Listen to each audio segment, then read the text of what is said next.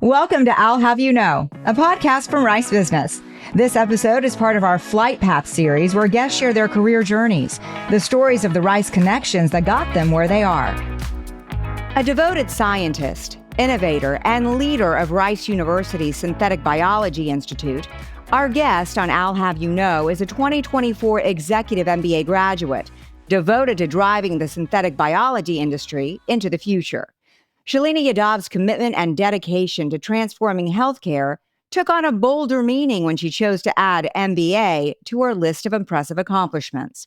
She talks to us about her upbringing, fascinating work in fighting disease, and her belief that every step in her journey, including those wild risks, has led her to exactly where she needs to be. Welcome, Shalini Yadav. Thank you for taking the time to share with us your remarkable flight path and dedication to science and research over the last 22 years. You have a bachelor's degree in biology, a master's in biotechnology, a PhD in cellular and molecular biology, and now an executive MBA. So, do you have space on your wall for all of these accomplishments, Shalini? First, Maya, thank you for having me on the show. Well, this is my last degree for sure. That famous last words. Yeah, it just happened. Means I enjoy the process of learning and the kind of person I am. If I have a structured way of doing things, I like doing it that way. And in terms of wall, I think I can accommodate in my office. You just need a bigger office with bigger walls. Yeah, but Texas is the right place to have that kind of office. That's right. You have served as an associate director of research planning and development at MD Anderson Cancer Center, leading the multidisciplinary teams in translational cancer research. That was your former position. And you are now in a role as the executive director of Rice University's Synthetic Biology Institute, leading innovation research initiatives, fostering collaboration across disciplines, which is what you have dedicated multiple decades in doing. Congratulations on your new role. Thank you. And I'd love to dive in and ask you specifically about the Institute and the groundbreaking research happening at Rice. But first, I'm curious about what made you interested in pursuing science and what inspired you to pursue a career in biotechnology. Well, I think right from the beginning, as a child and when I was growing up, my interest was always, I was fascinated by how our body fights infections or any kind of foreign invasion. And that fascinated me, that world of microbes, bacteria, viruses, and how are we able to fight them or how are they able to outsmart us? Like we do get infected. And that was like, I always wanted to be in the field of science. And I came from not a very big town, a small town in India. And it's called Allahabad. Its name has been changed. Now it's called Prayagraj. So it's a very holy city. So basically, even coming from there just to a big city, the capital of India, New Delhi, was a big step for me and my conservative family to let me go and study and do my master's in biotechnology. The motivation was the same. I got into the program. It was a competitive program. You have to get into it through an exam. And after that, there was no looking back because so many opportunities opened up after that. I was able to come to the United States because of my education there. I landed up in Stony Brook University, and it was an amazing experience. My graduate school studies were probably one of the best parts when I came to a foreign country first time and ever traveled, actually. Really? So wait a second. So let's back up. So your first time going to an international, your international travel was coming to Stony Brook, New York? Yes, it was crazy. I still remember. And as I said, I came from a very conservative and protected kind of environment. So for me to take that step and get my dad's support to do that was a big thing.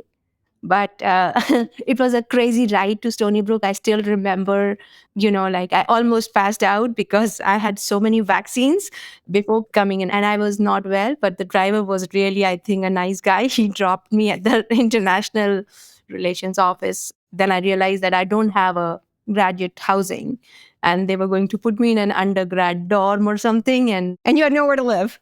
Yes. in a foreign country. It was crazy. I was like, oh my God, what will I do now? But, I did not go to the dorm because some of my friends told me, oh, no, no, no, don't go to the dorm. You'll get a shock. So, but then I got a housing. They fixed it very soon. Yeah. So I was able to manage. But it was an adventure.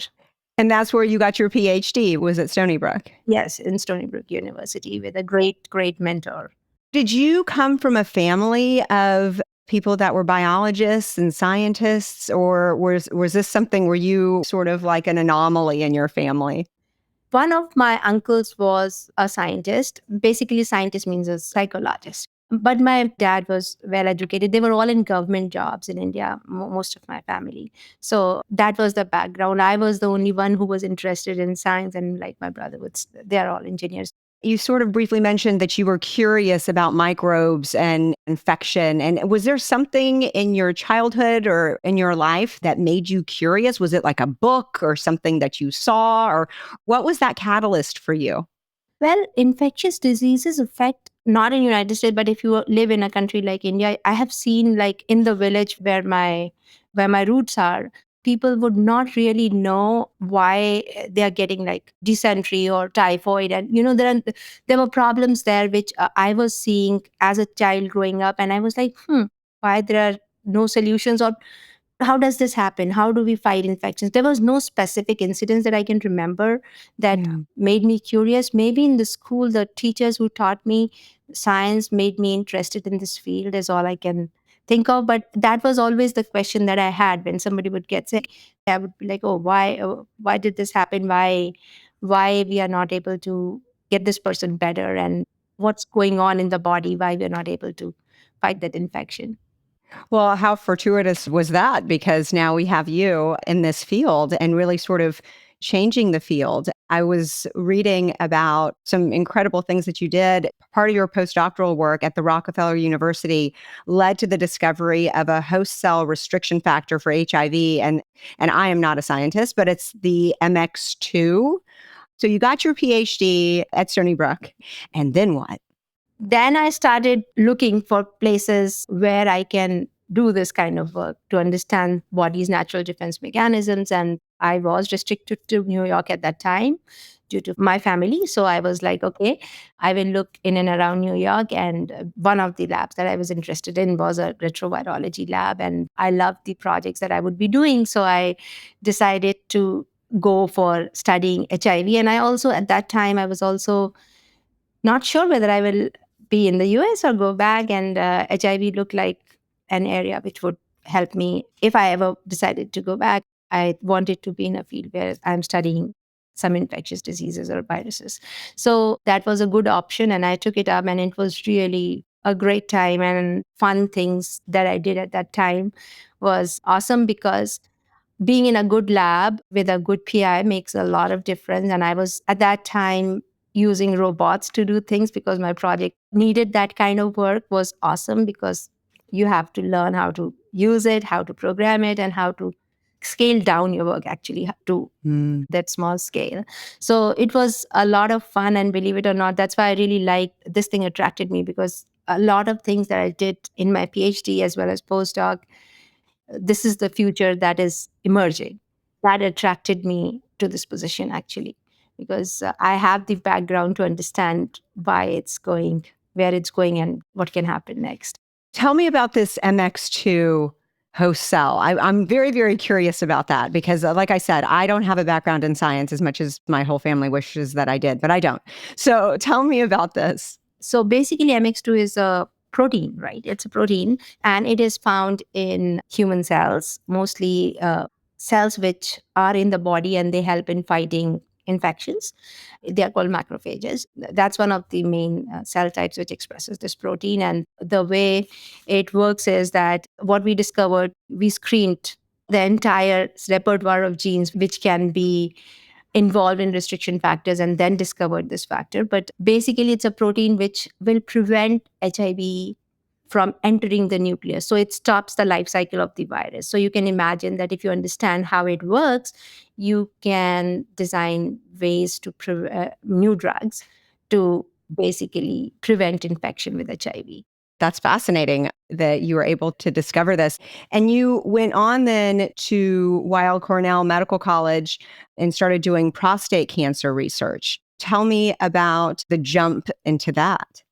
I had my kids, and New York, as you know, is quite an expensive city to live in. At that time, with me and my husband and the kids and the wait line for getting decent daycare, I had to take some time off just to manage that time. And my visa status didn't allow me to go part time. So at that time, I stopped for 6 months. And then when I wanted to start again, I could have gone back, but I also serendipitously, like, I met this surgeon and I moved into translational research because I was always interested in new technologies or innovation. And in this case, my thought process was that I was getting to do single cell genomics in a setting which I thought is also very relevant for HIV research if you wanted to use it in a country like India or other places. So I thought this looks like a perfect setup where I get to build this setup in Weill Cornell, going to Cold Spring Harbor with a very big group of who are experts in single nucleus sequencing, Dr. Mike Bigler. I thought, okay, let's do this and see how it goes. And that changed my perspective completely because I was just a basic biologist interested in how this thing works to, oh my God, there's so many problems which patients are facing. And we as basic biologists, what can we do to bridge this gap between clinical and translational research and basic research? And can we find solutions? Because when you bring what I have learned in my career so far, when you bring diverse expertise together, the solutions that come out have way more value and are more impactful than what you can achieve alone. So bridging this gap was not something that I was looking for, but I serendipitously got into a position where I just did what was needed. That gave me a very different perspective of what scientific research can achieve in terms of if you understand the problems which actually people are facing, then your solutions can be tailored or you can design proposals to address those problems. And that's exactly what I did over there. Took a problem in prostate cancer and tried to see if we can develop better diagnostic tools to diagnose prostate cancer or differentiate aggressive form of prostate cancer from an indolent form of prostate cancer. And you recognize the importance of teams and the structure of teams and how that's really integral to moving forward and to making these sorts of discoveries. It's that diverse perspective, sort of like a silver bullet, so to speak. Yes, exactly. Before that, I was collaborating right from my PhD, I would say, because the lab I was in, I was working, all my projects were in collaboration with Dr. Wendell Lim, who's a well-known synthetic biologist, and we were working together at that time. But the basic tenet of seeing how a clinical setup versus basic biologist versus computational scientist or radiologist and pathologist, what can we do collectively together to solve a patient-specific centric problem was something that just happened to me to understand that way it can be done. And I also got a chance to build certain things and I realized I enjoy doing that.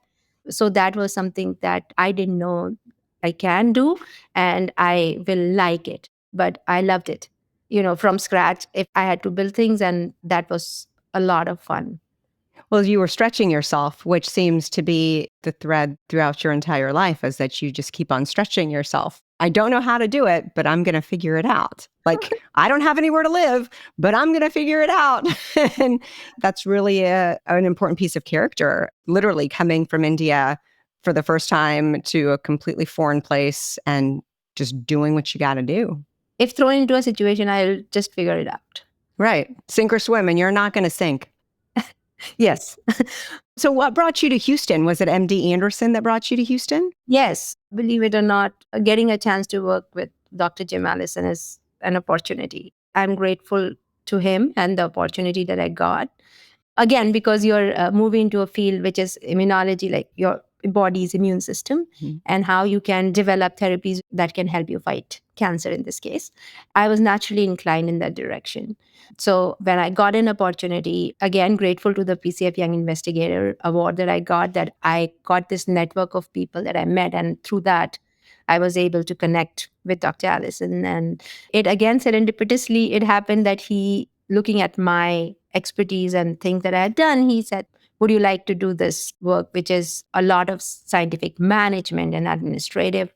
Again, I thought, okay, as long as I found it interesting and exciting, because again, I was handling multiple stakeholders and trying to work with multiple pharmaceutical companies, different departments, different kind of experts, working together with all of them to handle a scientific problem, which will help actually to learn something new, either in understanding the disease etiology or actually bringing first in human compounds to help cancer patients who do not have any other options. So that was very satisfying to do that. It just happened that it was too good. Learning from Dr. Allison's group and their team, it was an amazing experience because it broadened my perspective of many, many different things. So it was a very good experience. And I think it helped me grow in terms of how I would manage different things. You mentioned Dr. Jim Allison. It was an award that you won. Was that how you made the connection or? Again, like in my executive MBA, I realized that how important networking is. I was not networking a lot when I moved here because I was just so focused on my work. When I was in Mount Sinai, I had written a proposal and I had done the Young Prostate Cancer Foundation's Young Investigator Award for doing prostate cancer research that I was talking about, like how to differentiate indolent versus aggressive prostate cancer. And there, the other young investigators that I met, through them, I got connected here. So those connections brought me here. So you were at MD Anderson for how many years before you decided, you know what? I think I need to go get my MBA. I was in MD Anderson for 6 years, but it took me time to make this decision. I wouldn't lie. I wanted to do an MBA for a long time. I think I knew I will do an MBA, but I waited because my kids were smaller and I wanted them to be a stage when I'm ready. And then in my work also, I wanted to feel that, is this the direction I want to go? Because there were always two paths. You can go into scientific administration management, seeing the big picture and implementing that strategically, or you could do research and go back. So for me, I was at the crossroads, like after COVID. COVID changed a lot of things. And for me, it made me decide which direction I wanted to take. That was the time that I think a lot of people were very introspective. People were on the fence. I think that COVID really solidified some folks' decisions of what's important, what do I want to do, why do I want to do it, and yes, I'm going to do this now. Yeah, for me, that was the phase because even though I'm very fortunate that I got a chance to work even in the COVID phase, we were in lockdown, but just the question that came from the leadership was, how will we study? How is COVID impacting cancer patients? Nothing existed again, right? Because how will you do that? How will you protect your employees who will work with these? First, can we collect these samples? How will we collect these blood samples? And no infrastructure existed. And what will we do with it later?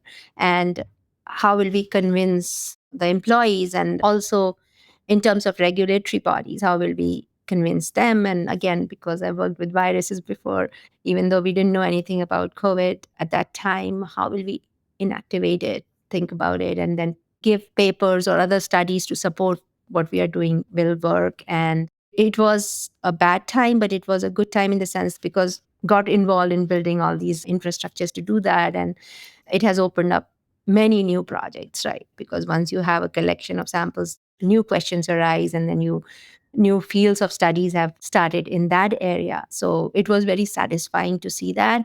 But it was also a time to think about, I started thinking about policies and other things like how can we influence something which will benefit the whole society, and how can you be the change maker? And for me to reach there, I felt I needed an MBA, and I went and talked to Jim, and I said that I want to do this MBA, and he supported me. He said, sure, you should do this if you think that's what you want to do and it'll make you happy. Nobody tried to talk you out of it? My brother did. My younger brother was like, you're crazy. You already have a PhD. You don't need an MBA. But he's in India. But we always had this relationship. We are pulling each other's legs. So he's like, okay, now you're the crazy scientist going on a crazy rant of doing this. But I was really passionate. I'm very grateful that, my kids, my family, my husband, everybody supported me, and my workplace also supported the efforts. And I made amazing community here in Rice with the EMBA group that I had. It was an amazing experience. Let's talk about that amazing experience, because we're both MBAs, and you actually started the year that I graduated. So I was done in 2022 and you started in 2022. Once you decided, because you said this is something that you always knew you wanted to do. So when you decided to apply, tell me about that process. How old were your children at this time? Because you said that a lot of it does have to do with the support, your professional network, your personal network, your family, your friends, because it's a leap. Yeah. My daughter was 10 and my son was at that time 13. They were very supportive. I remember in the beginning, my seniors would say, survive till Halloween, you'll be fine. I remember going home and I said, oh, I'm going to quit. I can't do this. And those two were like, you can do it. Definitely you can do it, Mama. And Mama, you have to do this. And, so I was like, okay. So I had a very big support system in my family to do that. That was their age and they were ready to let me explore this, and good things came out of it. Like my daughter became very independent, which I actually do not like now. Absolutely. Independence is a good thing all around. If your kids are independent, I mean, that's what you want. You want them to be able to fly without you. So tell me about your time at Rice and about the experience that you had. What was the most fulfilling for you? Rice Executive MBA was really life-changing for me. I really think that my perspective about almost everything changed. The biggest impact has been two. The one is I've understood the importance of having discovered myself as a leader. What are my value systems which I have to hold to work, to do anything in life? And that clarity came through interactions with my cohort, through interactions with my peers and some of my professors. Like the amount of time they gave me and some classes that I did really made me think and made me find that footing of where I am and how I will move forward. So that clarity was very important. And second is that I always have worked in collaborative environments and teams, but having that broad perspective from diverse fields and to be able to work with all the different areas, my horizon of the way I think, see things, and visualize things. I was always a visual person. I think I'm a futurist in a way. I like that. Futurist. I like it. That's one of the great joys, is that you get different flavors of people. You have full-time MBAs, you have professional MBAs, you've got online MBAs, you've got executive MBAs, and everybody has such a unique and diverse perspective of where they are. And what's interesting is that, you started your journey at Rice and now you've transitioned into a phenomenal opportunity and have broadened your career by being a part of Rice. So tell me about how that transition has been from being in, the medical field to now being in academia. It was a very organic transition. I was in a very academic setting of basic research, moved into translational. It was not that I was specifically looking to move into this direction. It's just that this particular position attracted me so much because working in the medical center and seeing all the problems that people were trying to solve, research problems, scientific questions we are trying to ask, I also realized that a point comes when innovations will happen in a academic setting. Like you reach a point you can do up to a certain extent, not because you're not capable. It's more got to do with what is your focus or priority, right? As a clinician, your priority has to take care of your patients, and then you have a research group or support system, but the focus is always different, right? But to understand the depth of the biology and the problems that you're trying to solve, you need to have a different kind of passion. And I felt that passion and I know that. So I know that major innovations that we need in the next 10 years or 20 years in medicine or other fields, whether it's like our whole society I'm talking about, whether it's bioeconomy, biomanufacturing space. All these things are very strong in Houston, and all of them are waiting for breakthroughs. In my mind, those breakthroughs come in a academic research setting, and rice is the place to do it, especially in synthetic biology. So that was my attraction towards the position. And my background, serendipitously, it happened that my PhD work was also doing something synthetic with older tools. At that time, it was not a field, established name field, but work was very similar. And it's a small world. Right now, I'm working with people probably where I was collaborating with those synthetic biologists for my PhD. And now their lab people are Dr. Caleb Bishore is a assistant professor here, and we are working together. So it's Full awesome. circle. A full circle, yes. And it's just amazing to just know that, it's such a small world, to come back full circle and see how the field has grown, and having the vision that where we can take it. So together with Carolyn, who is the scientific director for the institute, all three of us talk a lot about it and how we'll move forward and how this will grow. And my main drive was that innovation attracts me, and I'm a builder by my DNA profile, I think. So this was a perfect fit that ways. And I'm always like being in a space where you are really doing breakthroughs. I felt stagnancy where I was before, and that's why I started my MBA actually. And now with the tool sets that I have to apply in a completely different setup is really exciting. And fulfilling. Very, very fulfilling. Yes, yeah, true. That's the reason, means I'm passionate about what I do, and I'm really enjoying it right now, to be in an area to see what can be done and what the potential impact can be if we are able to pull this off correctly. So let's talk about synthetic biology because it's being heralded as the next scientific revolution. Can you talk about synthetic biology and its applications and the things that you're doing at Rice? Sure. It is a field which brings together biology and engineering. Basically, you are using engineering principles to redesign biology. In a simple term, I would say you are working with DNA to design solutions for the biggest challenges that are facing the world in different ways, using DNA as the material to do different things. The simplest example, which I wish I can show you, but think of DNA as the building blocks in a Lego. Mm-hmm. And then you can design it, build it, rebuild it into anything that is good for society, and you want to do it and you want to make it anything, a beautiful picture, a beautiful anything that will impact the world in a positive way, whether it is agriculture, biomanufacturing, or obviously medicine. Can you share some of the most exciting research that's happening right now? There are many. First, I'll give you an example, which is probably one of the first ones, which is not from rice, but it is important to understand that probably one of the first in bioproduct was artemisinin, which is like a anti-malarial drug, which is derived from plants.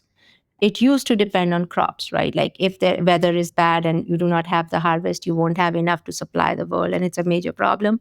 Malaria is a major problem. Scientists were able to take the entire pathway for making artemisinin and transfer it into yeast, like you brew, right? Like yeast, you make bread. They were able to do that and make artemisinin, which can basically solve that problem of dependence on crops. So that's one of the examples. There was a McKinsey report a couple of years ago, I think, where they talked about like around 400 products, which probably are products of synthetic biology, not synthetic biology per se, but there are 400 products which are at a stage that can be commercialized, and the potential impact in terms of dollars would be around 4 trillion probably. Wow. It has a huge potential for commercialization as well, the products at this stage. I'm only talking about the products. One example is a drug, sitagliptin, for diabetes.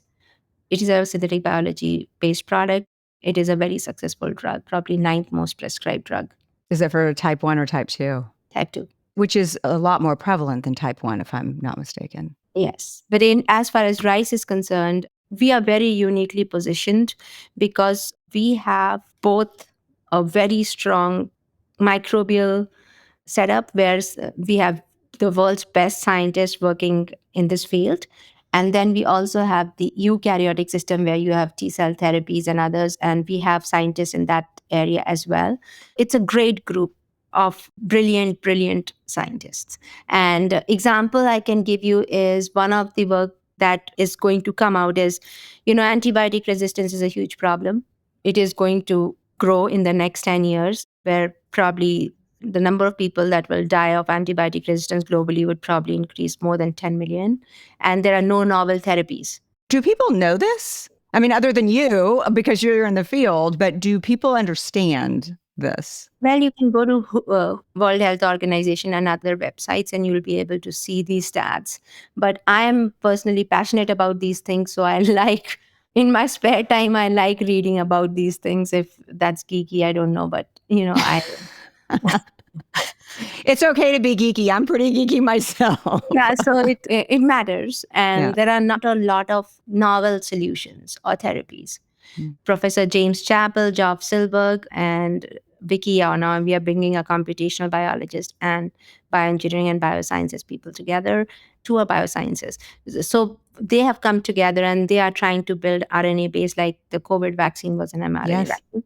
RNA-based antibiotics, which will be personalized. Like right now, you take an antibiotic, it clears out of all your bugs in the body, good, bad. Even the good ones, yes. That's why you have to eat yogurt to make sure that your stomach has all of those. Yes, yes. Yeah. So now they have come up with an idea where they're going to use this engineering principle and synthetic biology to make targeted antibiotics, It's RNA-based. fascinating. Yeah, so it will just kill the bad bacteria and spare others if it works. And it's an amazing collaboration. And I'm proud to say that Synthetic Biology Institute at least initiated.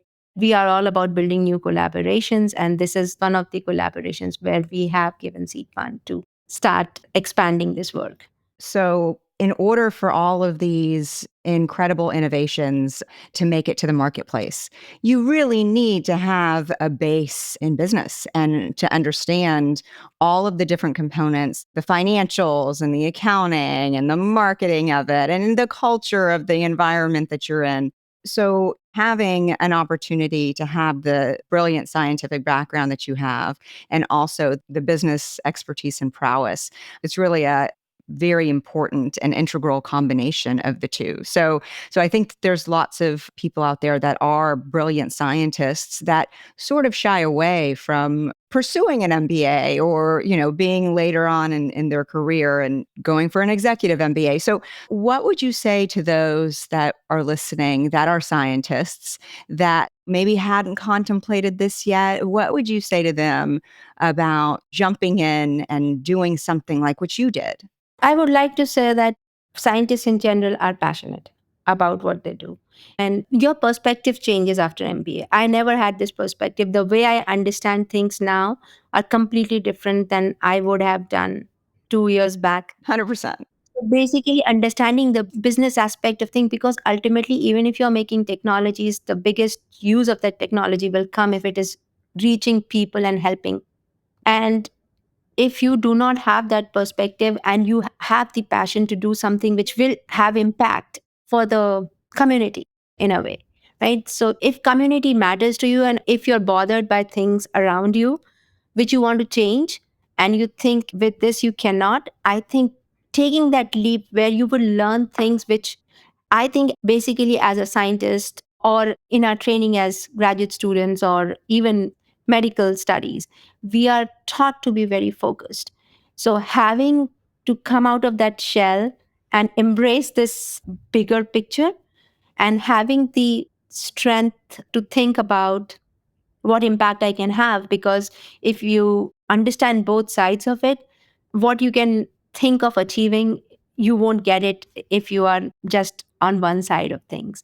So for me, I like getting trained. That's why I thought of doing MBA at that time. But I think the amount of impact that you can have around you, it will broaden your horizon to make yourself a better person, people around you better, and create a world which will be a better place.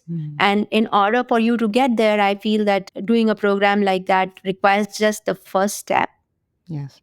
We are all very trained to be hard workers, so that's not a problem. It's just taking that leap and believing that there is a bigger purpose to it.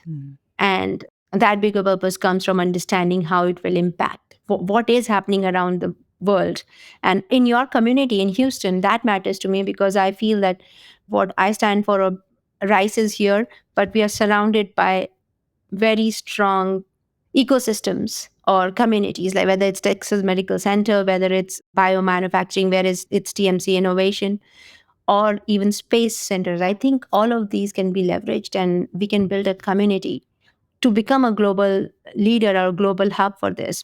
That's what is possible. And you can see that if you've done an MBA. That's what I'm trying to say. Before that, you can see one part, but now you can see, oh my God, this is the impact that it will have if we are aligned and working together.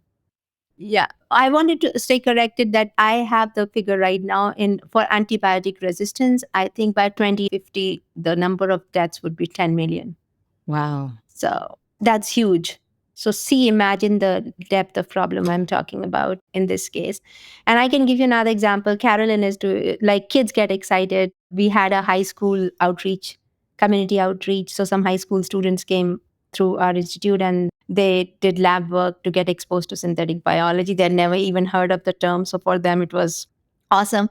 But like one of the students that I saw the presentation, he worked in Dr. Carolyn Aho Franklin's lab, where he was able to grow bugs or bacteria in a flask and then was able to generate electricity or light a bulb, LED bulb. Like my kids do the experiment, right? Potatoes or lemon, you put two wires. And here he was so excited to see that, he can use bacteria, grow them, harvest those electrons and generate it at a small scale.